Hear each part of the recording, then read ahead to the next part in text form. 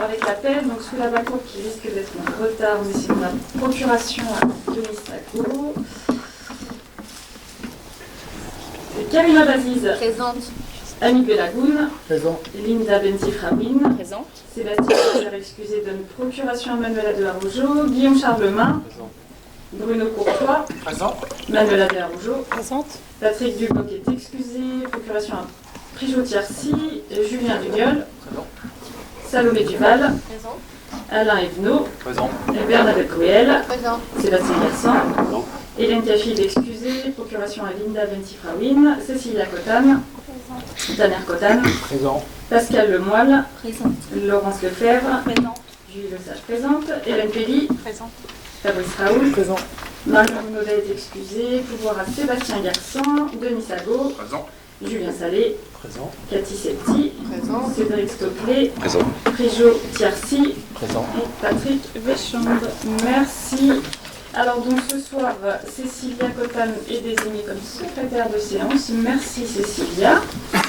Alors je vais déjà mettre aux voix l'adoption du procès verbal du 24 septembre. Est-ce qu'il y a des remarques? Non, vous avez donc à voter sur ce PV du 24 septembre.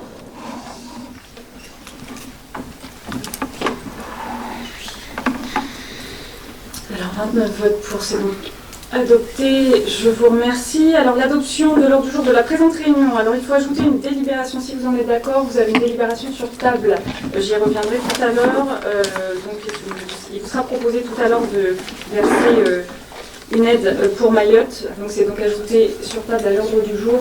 Si vous en êtes d'accord, je vous propose donc de voter sur l'ordre du jour de la présente réunion.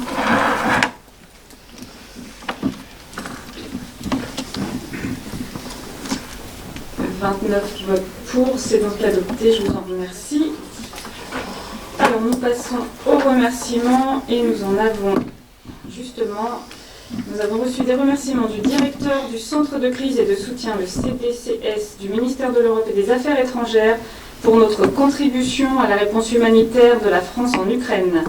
Notre don a permis au CDCS de répondre aux besoins vitaux des personnes les plus impactées par le conflit en Ukraine et dans les pays limitrophes qui ont accueilli des milliers de réfugiés.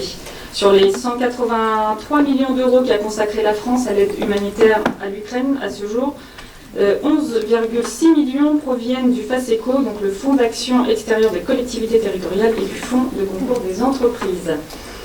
Nous avons également des remerciements nombreux pour, je cite, la très belle sortie senior organisée à Pause en octobre dernier et le très bon repas, je cite aussi, pris sur le bateau. Donc des remerciements à toutes les personnes qui ont organisé cette sortie. Alors, avant de procéder à l'ordre du jour, rapidement, mais un mot quand même, puisqu'il y a tout juste une semaine, c'était le 10 décembre dernier, l'AMF, l'Association des maires de France, lançait un appel à la mobilisation pour défendre nos services publics. Alors, dans le contexte politique national, ce sont bien évidemment, une fois de plus, les communes qui jouent le rôle de lien social. Alors, quand les services publics disparaissent, cela a un impact direct sur la population. La démarche qu'a initiée l'AMF vise à soutenir les collectivités locales à avoir des financements adaptés de la part de l'État. Car pour assurer ces missions et l'indispensable continuité des services publics locaux, nous avons besoin de visibilité et de constance pour construire notre budget.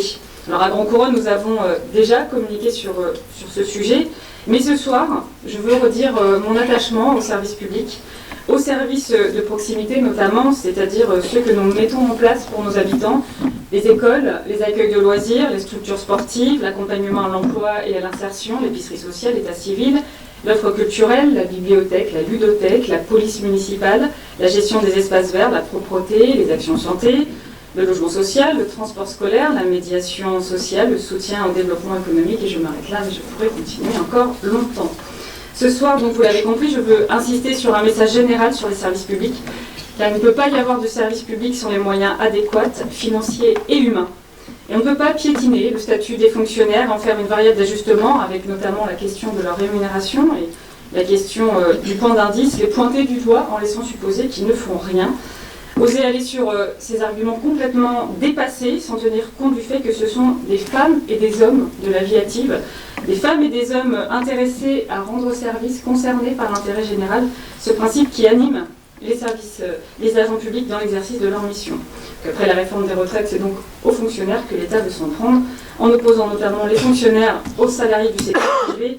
C'est donc entrer une fois de plus dans le gouffre de la division. Alors ce soir, je profite de ce moment pour exprimer tous mes remerciements aux équipes, sans lesquelles nous n'aurions pas, alors je prends un exemple puisqu'il est tout récent, mais il y en a tellement d'autres tout au long de l'année, la période est propice à cela, un marché de Noël qui donne le sourire aux habitants, aux familles et surtout aux enfants. C'est donc de notre rôle de faire comprendre à quoi sert l'argent public, d'expliquer ce que sont nos services publics et de dire combien ils doivent rester publics. Et que pour cela, nous avons besoin d'hommes et de femmes engagés dans la fonction publique qui portent nos valeurs républicaines. Cette fonction publique qui est un pilier de notre démocratie, garant de l'équité, du respect des droits et de la solidarité nationale. Donc nous devons continuer à soutenir les agents publics, à reconnaître leur rôle essentiel et à renforcer leur capacité à servir au mieux l'intérêt général. Et sans ces fonctionnaires, nous ne serions pas là ce soir non plus. Et donc merci pour eux. Est-ce qu'il y a des remarques, des choses à ajouter que j'aurais oubliées?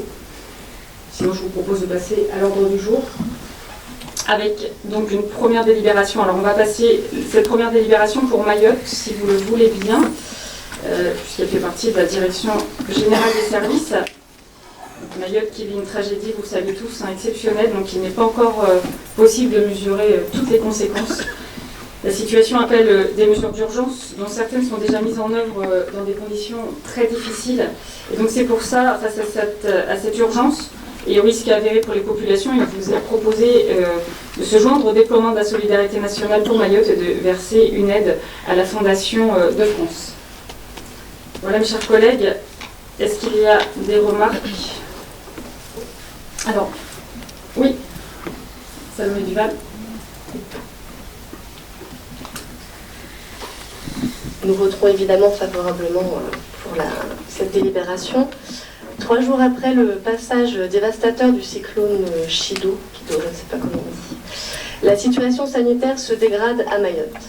Nous pensons à tous les habitants, à toutes les personnes qui sont mobilisées, alors que 70% des habitants auraient été touchés. Le département le plus pauvre de France, qui est en proie à une situation tragique, tant dans les domaines de la santé, de l'école, que du logement et de la sécurité, souffre d'un manque d'investissement patent de la part des pouvoirs publics. En effet, si l'État avait réellement pris ses responsabilités vis-à-vis du 120e département français, les conséquences du cyclone auraient sans doute été moindres. Les habitants l'ont dit et redit à de maintes reprises ces dernières années. Ils se sentent abandonnés et secourus uniquement lorsque leur vie en dépend. C'est d'ailleurs le sens du rapport rédigé par l'inspection générale de 6 ministères, Intérieur, Justice, Affaires sociales, Finances, Éducation nationale et Affaires étrangères, révélé par Mediapart en mars 2023, alors que celui-ci était dissimulé par le gouvernement depuis janvier 2022. L'envoi de tentes et de bâches est une des priorités pour établir des habitats totalement détruits ou avec la toiture arrachée par des rafales de vent qui ont atteint plus de 250 km/h. Selon la Croix-Rouge française, 20 tonnes de matériel sont en cours d'acheminement. De nombreux renforts humains et matériels sont mobilisés, avec l'envoi de 1500 personnels civils et militaires, dont 400 gendarmes et 13 avions selon les autorités. Les appels à la solidarité et les minutes de silence se sont multipliés en France et à l'étranger, lundi.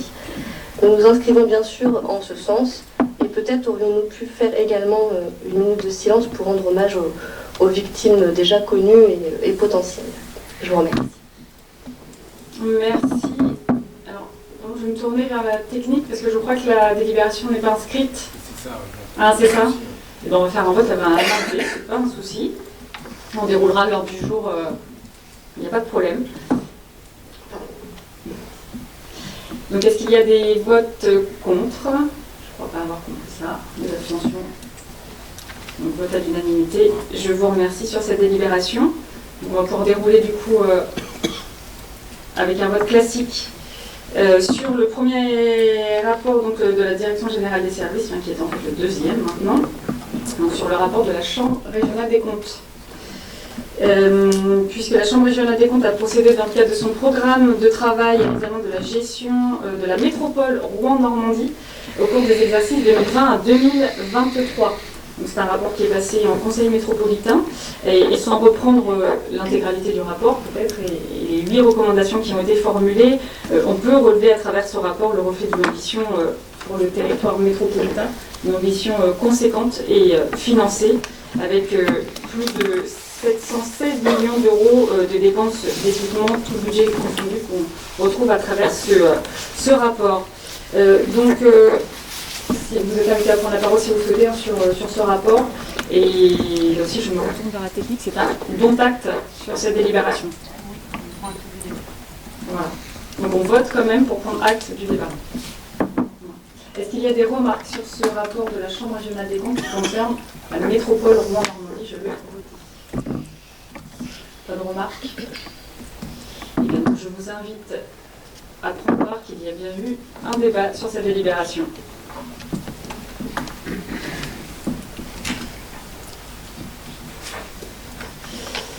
Alors, il manque 2 votes. On l'a. C'est bien 29 votes pour, c'est donc adopté à l'unanimité, je vous remercie. On passe à la délibération, projet de délibération sur la modification de la délibération du 16 juillet 2020 relative aux délégations du conseil municipal au maire. Il vous est donc proposé dans cette délibération de compléter la délégation actuelle et d'ajouter à la délégation du pouvoir d'exercer au nom de la commune les droits de préemption, mais le son n'est pas très bon. Donc les droits de préemption définis par le Code de l'urbanisme. Est-ce qu'il y a des remarques sur cette délibération? Je n'en vois pas. Je vous invite donc à voter.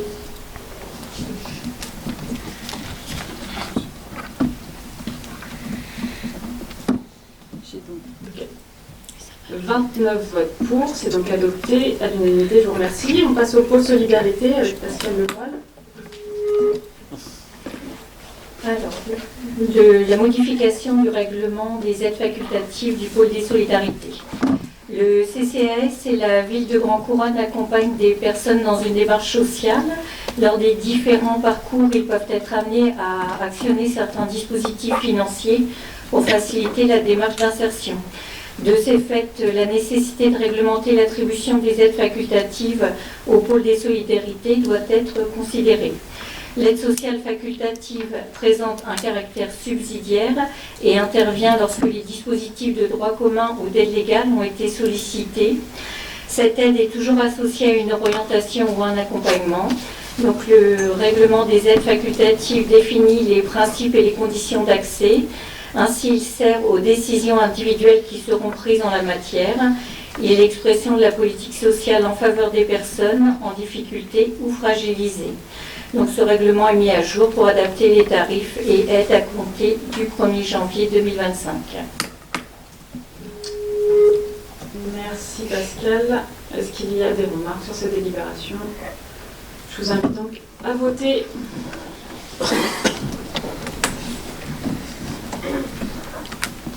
« 29 votes pour, c'est donc adopté, je vous remercie, toujours Pascal, avec le réseau Ville Amis des Aînés. Alors, adhésion au réseau francophone des villes amies des aînés. Face à la nécessité pour les collectivités de s'interroger sur le vieillissement de leur population, est née l'initiative mondiale des villes amies des aînés, donc lancée en 2006 par l'Organisation mondiale de la santé. L'objectif poursuivi est d'adapter notre territoire à une population vieillissante pour permettre d'améliorer ses conditions d'épanouissement. Donc, le réseau francophone des villes amies des aînés est une association sans but lucratif et le réseau accompagne les collectivités à la mise en œuvre de projets et valorise leur initiative. Il permet également de favoriser des échanges d'informations et de bonnes pratiques entre les adhérents et crée ainsi les conditions d'une meilleure adaptation des territoires aux aînés, en particulier en favorisant le vieillissement actif des habitants et en soutenant la dynamique ville amie des aînés autour de 3 principes, donc la lutte contre l'agisme, le sentiment d'appartenance au territoire des habitants et la mise en place d'une démarche participative et partenariale. Donc il semble important aujourd'hui pour notre collectivité de participer à cette dynamique et d'adhérer au réseau francophone des villes amies des aînés. d'élaborer un diagnostic territorial autour de 8 thématiques, de définir un plan d'action, le mettre en œuvre et l'évaluer, et d'informer annuellement le réseau de l'ensemble des étapes du projet et transmettre les documents s'y rapportant. Donc ensuite, il convient aussi de participer à la vie du réseau francophone, donc échange, valorisation de bonnes pratiques, participation à des événements, à des colloques, des journées de formation, etc. Donc il est proposé à l'Assemblée délibérante d'approuver l'adhésion de la ville au réseau francophone Ville Amis des Aînés. Merci Pascal. Est-ce qu'il y a des remarques sur cette délibération? Je ne vois pas, je vous invite donc à voter.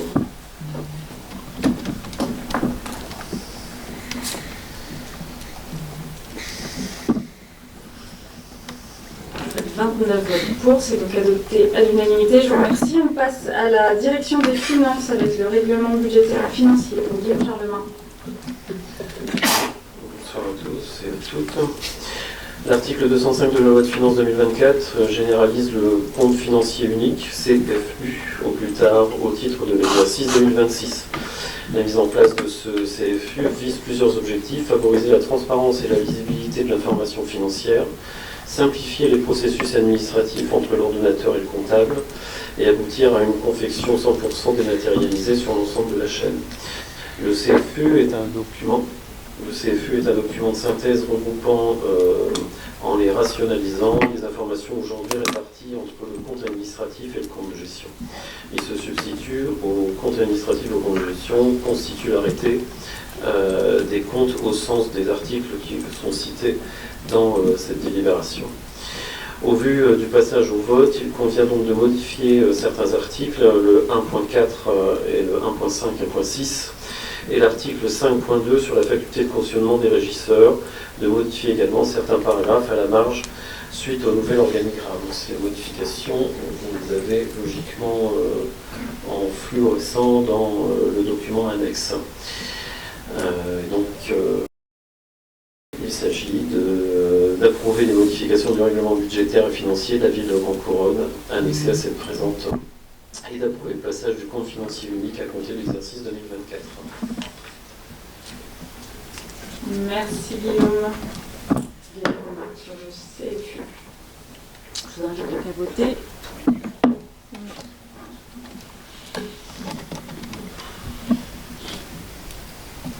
« 29 votes pour, c'est donc adopté à l'unanimité. Guillaume Charlemagne, toujours sur la subvention CCS.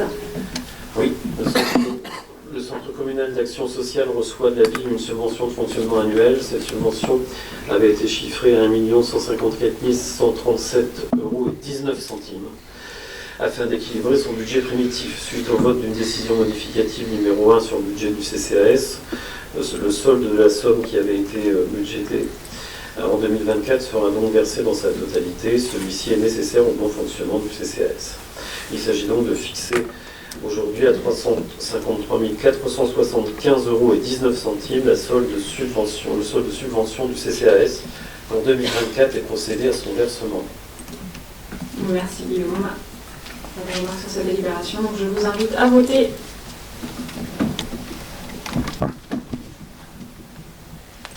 « 29 votes pour, c'est donc adopté. Je vous remercie. On passe à une délibération technique sur l'engagement du quart des dépenses. Guillaume. La ville peut être amenée à engager, à liquider et à mandater des sommes pour la continuité de ses services avant l'adoption de son budget primitif dans la limite des 25% du montant des crédits de dépenses d'investissement ouverts l'année N-1 de son budget principal. Il s'agit aujourd'hui d'autoriser donc Madame le maire à engager, liquider et mandater ses dépenses dans la limite de 25% du montant des crédits ouverts et des dépenses d'investissement pour l'année N-1. Merci Guillaume. Alors, sur cette délibération, je vous invite à voter.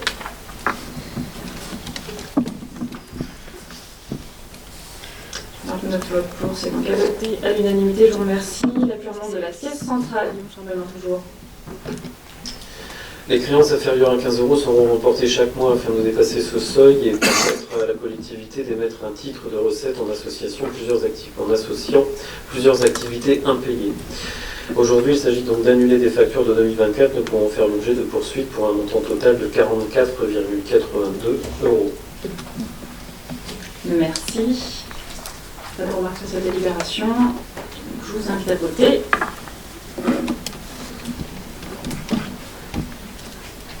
29 votes pour, c'est adopté à l'unanimité. Je vous remercie. Le tarif des locations de salles. Donc, au jardin. Oui, vous avez donc le tableau qui vous a été confié. Il est proposé aujourd'hui d'approuver une application d'un tarif identique à celui des habitants de la commune pour la location des salles communales aux agents municipaux, sous réserve que l'agent ait cette qualité de façon continue entre la date de la demande et celle de la location. Il est proposé que la salle Anne-Gilbert soit ouverte à la location aux personnes extérieures à la commune dans les conditions exposées ci-dessus. Dans le tableau, vous pouvez voir page 87. Merci. J'ai des remarques. Pas de remarques. Je vous invite donc à voter sur cette délibération. 29 votes pour, c'est donc adopté à l'unanimité. Je vous remercie. On passe à la direction des ressources humaines avec plusieurs délibérations. Et une première sur les créations, suppressions de postes, une délibération que vous connaissez, qui modifie le tableau des effectifs et qui est liée notamment à des départs en retraite, à des mobilités et tout ce qui fait la vie d'une collectivité. Est-ce qu'il y a des remarques? Je vous invite donc à voter. C'est bien. On ne peut pas empêcher de... Regardez les micros ouverts.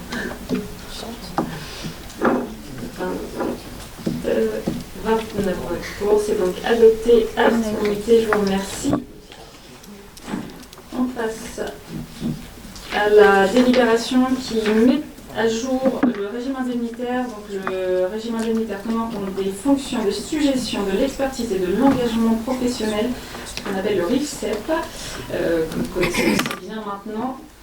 Qui est donc une mise à jour sur les grades et les emplois de la collectivité et certains montants qui ont été revus à la hausse. Est-ce qu'il y a des remarques? Pas de remarques sur cette délibération. Je vous invite donc à voter.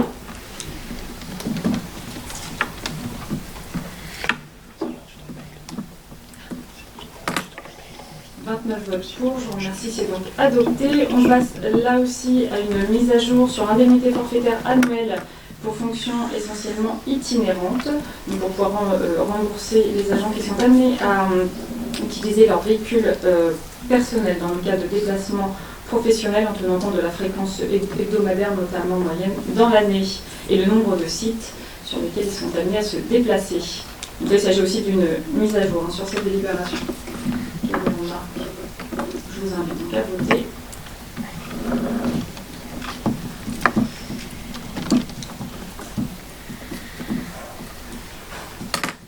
29 votes pour, c'est donc adopté à l'unanimité. Je vous remercie. On passe à la prochaine délibération sur la protection sociale complémentaire, puisque jusqu'au 31 décembre 2024, la participation des collectivités à la protection sociale complémentaire des agents a été facultative. Elle deviendra obligatoire au 1er janvier 2025 pour le risque prévoyance et obligatoire au 1er janvier 2026 pour le risque santé. Donc il vous est proposé, nous étions déjà adhérents, même si c'était facultatif, mais là il vous est proposé de passer à un montant de 7 € par mois par agent pour ce qui est du risque prévoyance et de maintenir la participation à 20 € pour ce qui est du risque santé. Est-ce qu'il y a des remarques? Non, je vous invite donc à voter.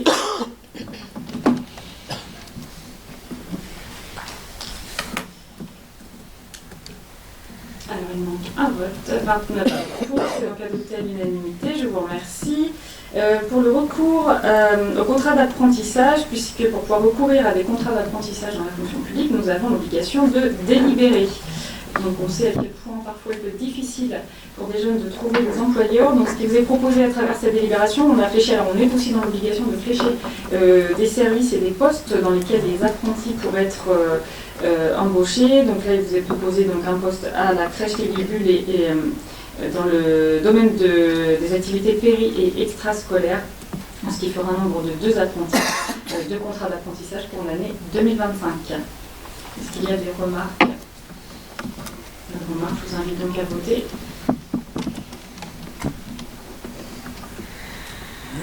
29 votes pour, c'est donc adopté à l'unanimité, je vous remercie. On passe à la revalorisation des agents publics de la petite enfance dans le cadre du bonus attractivité. Donc l'État a annoncé de nouveaux financements pour soutenir la revalorisation des salaires des professionnels de crèche notamment, dans un contexte de pénurie de la petite enfance. Donc cette mesure n'est pas automatique, elle n'est pas obligatoire, mais nous souhaitons pouvoir verser ce bonus attractivité aux agents qui en sont concernés. Donc ça passera par le biais du RUSEC qu'on vient de passer en délibération tout à l'heure, avec donc cette revalorisation pour les agents de la petite enfance. Il y a des remarques sur cette délibération. Je vous invite donc à voter.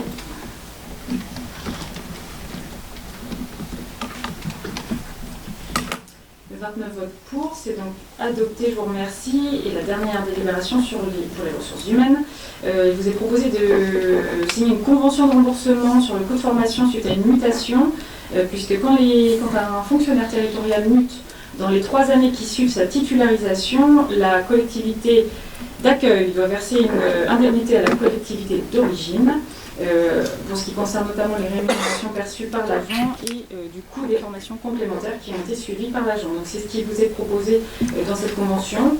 Vous avez donc le montant, vous retrouvez tout dans la délibération. Est-ce qu'il y a des remarques? Je demanderai au micro-plaisir. Je vous invite à voter.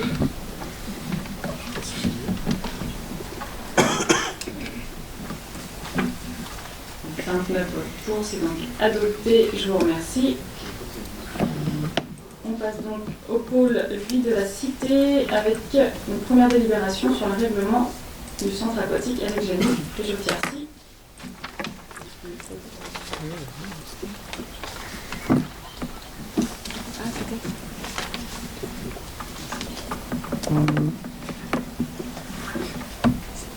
La ville de Grande-Couronne est propriétaire du centre aquatique Alexiani et conformément à l'article D322-16 du Code du sport, tout propriétaire d'établissement aquatique d'accès payant doit déterminer les conditions de sécurité propres à celui-ci. Une mise à jour du poste est nécessaire et vous est proposée pour approbation en annexe. Il vous est donc proposé d'approuver le poste révisé présenté en annexe, de procéder à la transmission au préfet du département, conformément au terme de l'article D322-16 du Code du sport, et d'autoriser Madame le maire à signer le plan d'occupation de la surveillance et des secours.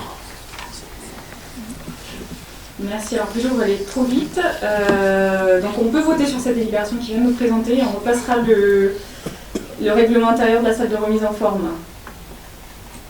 Autant pour moi, c'est moi qui ai passé directement sur la piscine. Je peux passer sur la...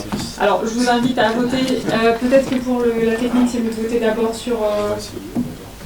Alors, on va voter sur le plan d'organisation de la surveillance et des secours que Pujol vient de nous présenter. Donc, je vous invite à voter sur ce plan. 29 votes pour, c'est donc adopté à l'unanimité, je vous remercie. Et alors, on repasse au règlement intérieur de la salle de remise en forme. Pour la salle de remise en forme, le règlement intérieur de la salle détermine les conditions d'utilisation de cet équipement, les horaires et jours d'ouverture du centre aquatique Alexiani ayant été modifiés. Il convient d'intégrer ces éléments au règlement. Je vous propose donc d'approuver les termes du règlement annexé et d'autoriser Madame le maire à signer ce nouveau règlement intérieur de la salle de remise en forme. Merci Pujol. Est-ce qu'il y a des remarques sur ce règlement modifié? Je vous invite donc à voter. 29 votes pour, c'est donc adopté à l'unanimité, je vous remercie. On passe à la convention pour l'amicale des sapeurs-pompiers. Je vous remercie toujours. L'amicale des sapeurs-pompiers de Grande-Couronne a fait la demande de bénéficier à titre gracieux de 4 lignes d'eau durant la matinée du samedi 11 janvier 2025 afin de réaliser des tests de recrutement des futurs sapeurs-pompiers volontaires du SDIS 76. S'agissant d'une dérogation au règlement d'aide aux associations. Il est proposé à l'Assemblée délibérante d'approuver cette gratuité via une convention de mise à disposition. Merci de bien vouloir autoriser Madame le maire à signer la présente convention et à appliquer l'ensemble des dispositions de la présente convention. Merci Prigeot. Pas de remarques sur cette délibération. Je vous invite donc à voter.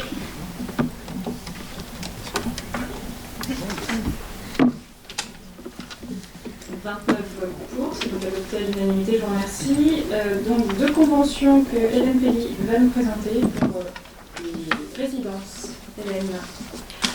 Alors, je vous propose une première convention de résidence entre la ville et la compagnie La Décidante. Donc, une résidence qui va permettre de poursuivre le travail de création sur le spectacle La plus précieuse des marchandises, récit bouleversant de Jean-Claude Grimberg sur une enfant rescapée de la Shoah. Alors, ce spectacle sera programmé le vendredi 26 mai 2025. Ça n'est bien évidemment pas par hasard, c'est un choix que nous avons fait. Un choix non pas de légitimer les actes qui se passent actuellement en Israël, mais le rappel de l'histoire qui nous permet aussi de penser à la Palestine actuellement. Merci Hélène. Est-ce qu'il y a des remarques sur ces délibérations? Je vous invite donc à voter.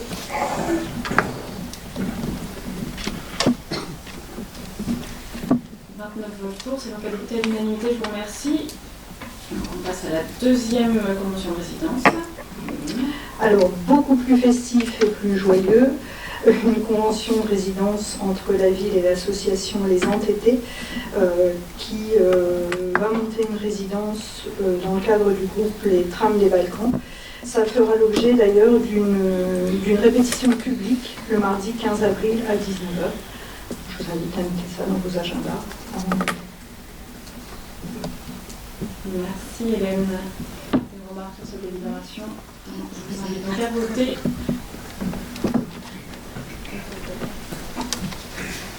« 29 votes pour, c'est donc adopté à l'unanimité, je vous remercie. On passe au versement des subventions pour les associations extérieures que je tiens ici.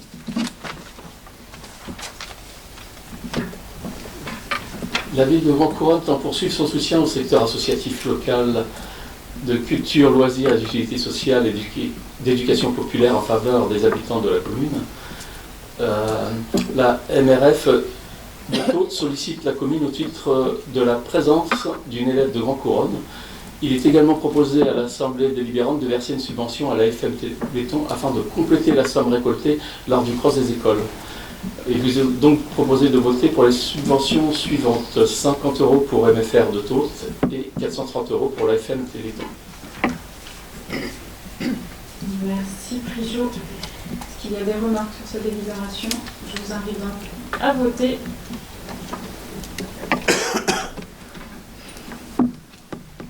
Donc 29 votes pour, c'est donc adopté à l'unanimité, je vous remercie. Le versement des subventions aux associations de Grand-Couronne, Prigeot, merci.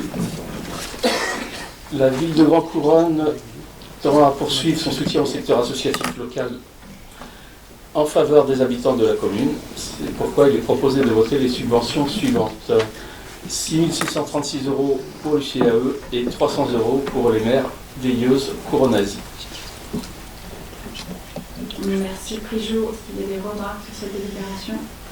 Non, je vous invite donc à voter.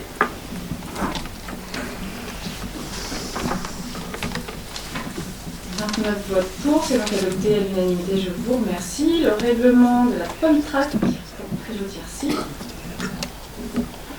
Dans le cadre du projet d'Écoparc situé à côté du centre de loisirs aux Essarts, une structure d'apprentissage mode doux à 4 niveaux d'évolution, piste verte, bleue, rouge ou noire, et contenant 4 approches d'apprentissage, pomme track, mobiludique, savoir rouler à vélo et piste VTT, a été créée et doit pouvoir être accessible au public en toute sécurité.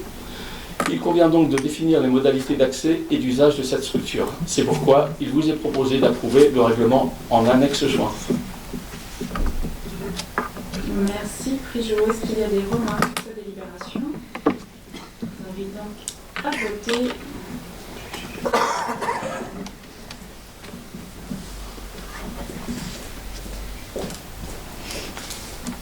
« 29 votes pour, c'est donc adopté à l'unanimité, je vous remercie. En convention collège Renoir. Hélène. Alors, subvention au collège Jean Renoir pour que 62 élèves de ce collège puissent se rendre en Angleterre. Je tiens à exprimer mon très grand respect pour les enseignants qui continuent, malgré parfois des conditions très compliquées, d'organiser ce type de voyage, et particulièrement à l'étranger. Merci Hélène. Alors, je crois qu'il y a un temps papa robot pour Cathy, qui est concernée par ce voyage indirectement. Est-ce qu'il y a des remarques sur cette délibération? Non, je ne vois pas. Je vous invite donc à voter, sauf Cathy. Nous sommes donc 28 à voter. Ah, on n'a rien qui s'affiche. Non. Et bon, on va faire un vote à main levée. Alors, on prend l'habitude maintenant. Est-ce qu'il y a des votes contre? Des abstentions? Et donc, -1, du coup, ne prend pas part au vote pour Cathy. Merci. On passe au pôle temps de l'enfant, avec une première délibération sur le dispositif des petits déjeuners. Bonsoir. Donc, je vous propose donc, le renouvellement du dispositif petit déjeuner qui concerne donc 2 écoles, donc Picasso et Victor Hugo. Ce dispositif repose sur les communes, une aide financière de l'éducation nationale. Merci Karima. Est-ce qu'il y a des remarques sur cette délibération? Je n'en vois pas. Je vous invite à voter.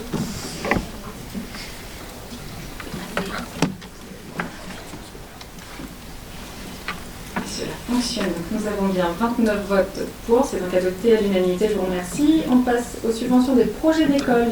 Karima. Oui, donc une délibération concernant les subventions donc, aux classes transplantées et aux projets spécifiques. Donc, afin de favoriser les sorties et ou les projets, la mairie apporte un financement à hauteur de 9 033 € pour les projets et 26 675 € pour les classes transplantées. Merci Karima. Est-ce qu'il y a des remarques sur cette délibération? Je vous invite donc à voter.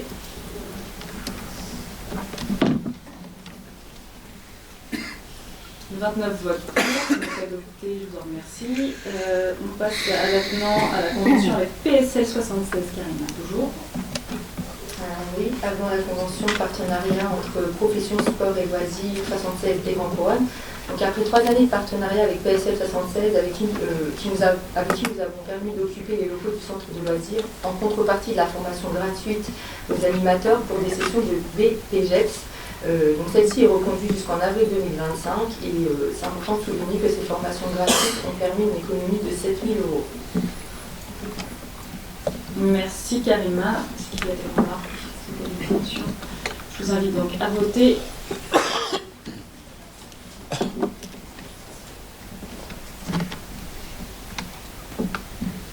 29 votes pour, c'est donc adopté à l'unanimité, je vous remercie. L'aide forfaitaire annuelle pour les écoles situées en quartier prioritaire de la ville, Karima. Oui, le versement d'un montant forfaitaire supplémentaire par école située en QPV. Donc allouer un montant spécifique aux écoles situées dans les quartiers prioritaires de la politique de la ville représente en effet un geste significatif pour promouvoir l'égalité des chances et réduire les inégalités socio-éducatives. Les écoles situées en QPV accueillent souvent des élèves où les conditions socio-économiques peuvent entraver leur réussite scolaire. Un financement supplémentaire permet de compenser ces désavantages. Notre engagement se veut en faveur de l'inclusion et de la réduction des inégalités dans des territoires souvent stigmatisés. Mettre en place des mécanismes pour mesurer l'efficacité des investissements, donc l'amélioration des résultats scolaires, la réduction du décrochage scolaire, etc. et ajuster surtout les politiques nécessaires. Allouer un montant significatif aux écoles de QPV va bien au-delà d'une simple aide financière. C'est un investissement dans l'avenir des enfants. Ces montants sont de 2 000 € par école en année civile et cela concerne 4 écoles, soit un montant total de 8 000 €. Je voudrais pouvoir continuer en lien avec l'actualité. Donc, en ces moments difficiles, j'aimerais aussi pouvoir avoir cette prise de parole pour un message soulignant l'urgence climatique, l'urgence face aux guerres et de notre solidarité qui se doit nécessaire envers les populations vulnérables. J'exprime au nom de l'équipe de la majorité, notre profond soutien pour les habitants de Mayotte, ainsi que pour tous les peuples en détresse. Leur courage et leur résilience sont admirables. Et nous ne devons pas oublier la nécessité de rester unis pour faire entendre leur voix. Nous ne devons jamais oublier les peuples qui subissent en plein fouet les dégâts climatiques, souvent dans l'ombre et l'indifférence. Beaucoup perdent tout, sans même l'espoir de retrouver leur maison, ou leur quotidien d'argent, ou le chemin de l'école. Ces crises nous rappellent que la justice climatique ne peut attendre, que notre solidarité doit dépasser les frontières. C'est ce que nous avons humblement fait ce soir. À tous ceux qui souffrent de ces catastrophes, nous devons agir ensemble pour un avenir plus juste et plus sûr. Merci pour votre écoute. Merci Karina pour ces mots. Est-ce qu'il y a des remarques sur cette délibération? Je vous invite donc à voter.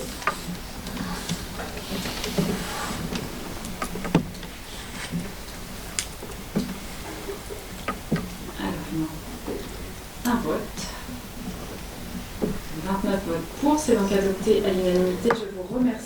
On passe au pôle prévention et sécurité. Alors, il y a plusieurs délibérations d'abattement de la taxe foncière pour Amine. Présentation des 3 conventions qui arrivent. Oui. Effectivement, 3 délibérations concernant l'abattement de la TFPB, donc la taxe foncière sur les propriétés bâties, en lien avec les bailleurs. Donc, suite au contrat de ville, nouveau contrat de ville d'engagement quartier 2030 qui prend la suite du dernier contrat de ville 2015-2020 qui a été prorogé en 2021, 2022 et 2023, ce qui ne nous a pas permis de travailler sur la ventilation de l'abattement de la TFPB avec les bailleurs.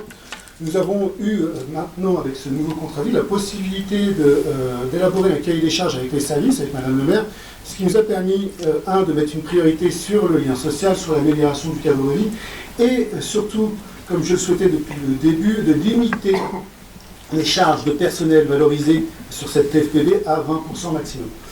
Donc, finalement, l'ensemble des bailleurs a joué le jeu, si on peut le dire comme ça, et a proposé une convention partenariale avec un plan d'action pour 2025 qui correspond à ce cahier des charges. Et vous trouverez en annexe, du coup, de ces 3 délibérations, le détail de ces éléments. Donc, je vais vous demander de voter 3 fois pour l'OGOCN d'abord, l'OGIREP ensuite, et Habitat 76 enfin. Très bien. Merci Hamid. Je crois qu'elles sont dans l'ordre différent dans le... Ah, c'est l'OGIREP, l'OGOCN. C'est un peu même. Est-ce qu'il y a des remarques sur ces délibérations? Donc, je vous invite à voter pour la première concernant l'OGIREP. Et donc 29 votes pour, c'est adopté, je vous remercie. Je vous pose la même question pour la convention avec l'OGOCN cette fois.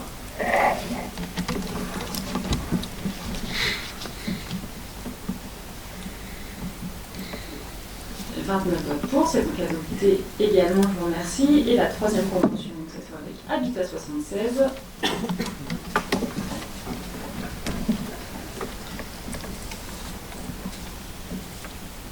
Il manque un vote. 29 votes pour, c'est donc adopté. Je vous remercie donc pour ces 3 conventions. On passe ensuite à la convention toujours mise à disposition de locaux pour les associations de Cathy Septi.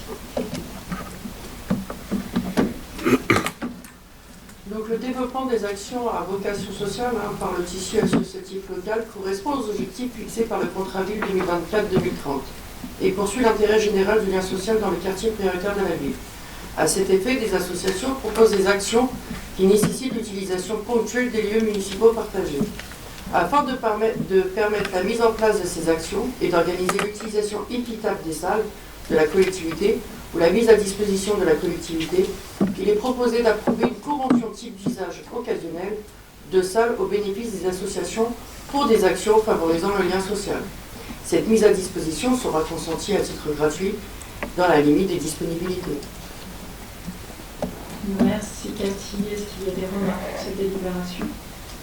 Je vous invite donc à voter. 29 votes pour, c'est donc adopté à l'unanimité. Je vous remercie. Partenariat dans le cadre des chantiers jeunes, Cathy Septi toujours. Donc des plans d'action ont été établis avec chaque bailleur pour 2025, en annexe des conventions d'abattement de la TFPB. Ces conventions et annexes permettent à la collectivité de percevoir des subventions en contrepartie de chantiers jeunes organisés par la collectivité au sein du patrimoine des bailleurs sociaux. Au regard des difficultés de mobilité des jeunes, de la nécessité d'obtenir le permis de conduire pour favoriser leur employabilité, chaque jeune participant à un chantier et travaillant en parallèle avec les institutions ou associations compétentes, son projet professionnel aura la possibilité d'obtenir le financement du permis de conduire. Une convention de partenariat est proposée avec une ou plusieurs auto-écoles après mise en concurrence, engageant chacune d'elles à mettre tout en œuvre pour favoriser cet apprentissage et l'obtention du permis pour le jeune, dans les meilleurs délais, et l'engagement à transmettre à la collectivité un rapport d'avancement du candidat à mi-parcours et à la fin de la formation. La collectivité s'engagera à suivre l'avancement de la formation et ne sera pas tenue responsable en cas d'échec à l'examen. Merci Cathy. Est-ce qu'il y a des remarques sur cette délibération? Je vous invite donc à voter.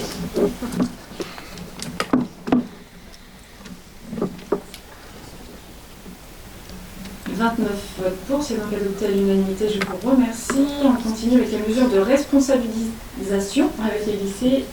Cathy.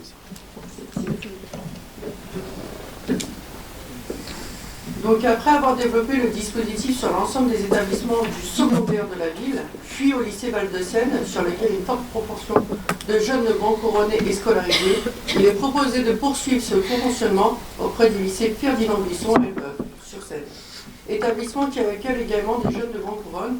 Les premières rencontres avec le chef d'établissement et le conseiller principal d'éducation ont mis en évidence la pertinence du dispositif pour engager un travail partenarial durable. Il est proposé au conseil municipal de valider la mise en œuvre de la convention de partenariat pour la mise en œuvre des mesures de responsabilisation avec le lycée Ferdinand Buisson à Elbeuf-sur-Seine, sur sollicitation du chef d'établissement et après accord de l'élève et des responsables légaux. Les services de la ville s'organisent l'accueil de l'élève aux conditions précisées à la présente convention. Merci Cathy. Est-ce qu'il y a des remarques sur cette délibération? Je ne vois pas, je vous invite donc à voter ces mesures. 29 votes pour, c'est donc adopté à l'unanimité, je vous remercie. On passe à la délibération sur le dispositif alarme anti-intrusion. Hamid Belagoum. Dans le cadre de sa politique de prévention, la ville souhaite mettre en place un dispositif d'aide à l'achat d'un système d'alarme anti-intrusion pour poursuivre notre politique vis-à-vis des cambriolages, en particulier sur la ville. Et il faut le savoir, les chiffres arrêtés en 2023 ont quand même connu une baisse de 25% des cambriolages sur Grand Couronne. J'ai envie de penser que c'est en lien avec l'augmentation fulgurante du nombre d'adhérents sur le dispositif voisin, vigilant et solidaire. Aujourd'hui, et pour prévenir davantage le risque de cambriolage, comme le précisent la plupart des études de l'Institut national de la consommation, du ministère de l'Intérieur ou de la Fédération des pros de la sécurité, avoir une alarme, c'est diminuer le risque de 50 à 80% le risque de cambriolage. C'est pourquoi Madame le maire vous propose d'attribuer une subvention lors de la pose d'une alarme anti-intrusion qui s'élèvera à 50% du coût total et sera plafonnée à 150 €. Merci Hamid. Est-ce qu'il y a des remarques sur cette délibération? Je vous invite donc à voter.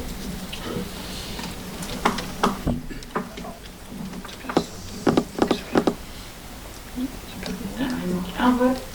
29 votes pour, c'est donc adopté. Je vous remercie. Et on passe donc au pôle technique avec un dernier projet de délibération sur la section Adrimo. Fabrice Raoul.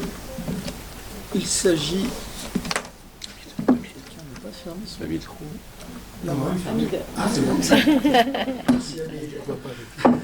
Il s'agit ici d'une cession d'une petite parcelle de 230 m², qui se trouve 3 rue du Clos au Blé, et qui donnera accès aux parcelles AE706 et AE707 pour un projet immobilier privé à venir.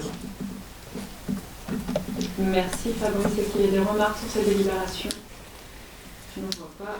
Je vous invite donc à voter.